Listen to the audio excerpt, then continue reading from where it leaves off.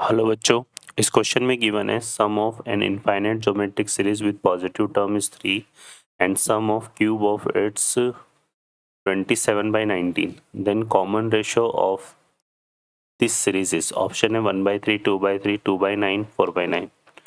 Solve करते हैं बच्चों क्वेश्चन को। इस क्वेश्चन के लिए जो की कॉन्सेप्ट है वो देख लेते हैं यहाँ से हम। की कॉन्सेप्ट की अगर हम बात करें तो यहाँ पे sum of infinite term of GP, ये हमारे पास क्या होता है a/1 -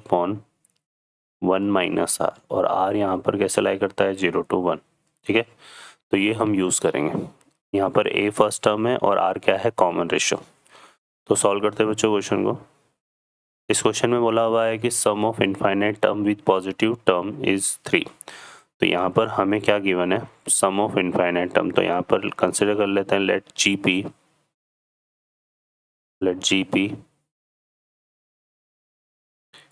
is AR square dot dot dot infinite term तक जा रहा है यहाँ पर।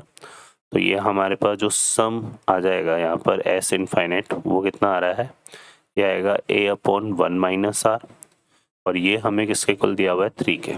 ठीक है, और फिर यहाँ पर sum of cube of its term, मतलब यहाँ पे नेक्स्ट जीपी हमारे पास कैसे बन रही है, a क्यूब r क्यूब, फिर आ जाएगा a क्यूब r स्क्वायर का होल क्यूब, तो ये आ जाएगा इस तरह से। तो इसकी जो फर्स्ट टर्म है वो a क्यूब हो जाएगी और कॉमन रेशियो यहाँ पे r क्यूब हो जाएगा।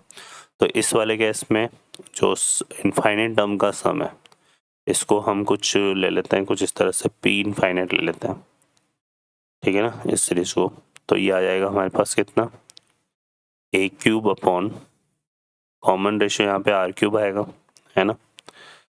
तो ये आ जाएगा r क्यूब इक्वल टू 27/19। अब इन दोनों की हेल्प से हमें जो है क्या निकालना है, यहाँ पर कॉमन रेशियो की वैल्यू फाइंड आउट करनी। तो देखिए क्या आएगा, इसको यहाँ से देखें तो हमें क्या मिल रहा है, a इक्वल टू आ जाएगा हमारे पास 3 × 1 - r, और इसको यहाँ पुट करते हैं तो हमारे पास क्या जाएगा, 3 का क्यूब इंटू 1 - r का whole cube upon 1 - r cube equal to 27/19।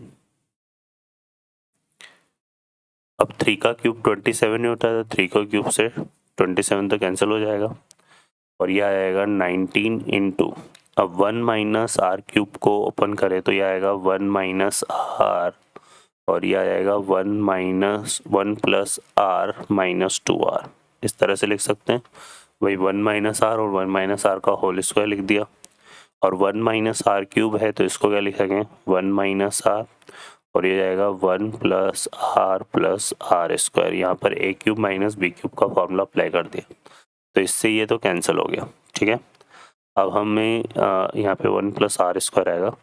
अब इसको सॉल्व करते हैं यहाँ पर, तो देखो ये क्या हो जाएगा, मल्टीप्लाई करते हैं यहाँ पर 19 + 19r स्क्वायर, और ये आ जाएगा 38r।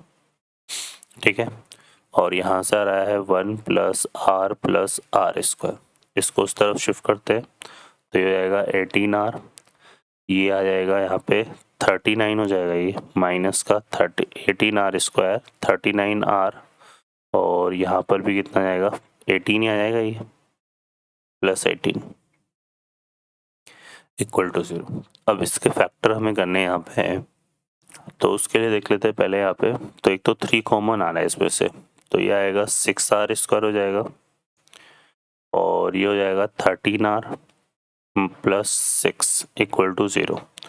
अब यहाँ पे 6 6 कितना हो गया 36, है ना, और हमारे पास यहाँ पे आ जाएगा 6r स्क्वायर, ये हो जाएगा -9r माइनस का 4r और प्लस का 6 equal to 0।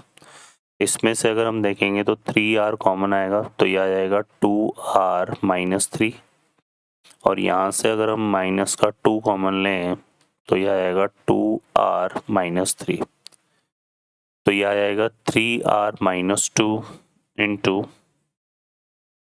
2r minus 3 equal to 0। तो r की जो वैल्यू है वो हमारे पास 2/3 आ जाएगी और r की वैल्यू यहाँ पर आ रही है 3/2। हमने इनिशियली बात करी थी देखो यहाँ पे कि r हमारा कैसा होना चाहिए 0 to 1, तभी हम सम ऑफ इनफाइनाइट टर्म्स निकाल सकते हैं। तो r इक्वल टू 3/2 तो ग्रेटर देन 1 है, तो ये तो हम एक्सेप्ट नहीं करेंगे। तो हमारा जो फाइनल आंसर हो जाएगा कॉमन रेशो वो क्या हो जाएगा r इक्वल टू 2/3। तो ये इसका आंसर आएगा।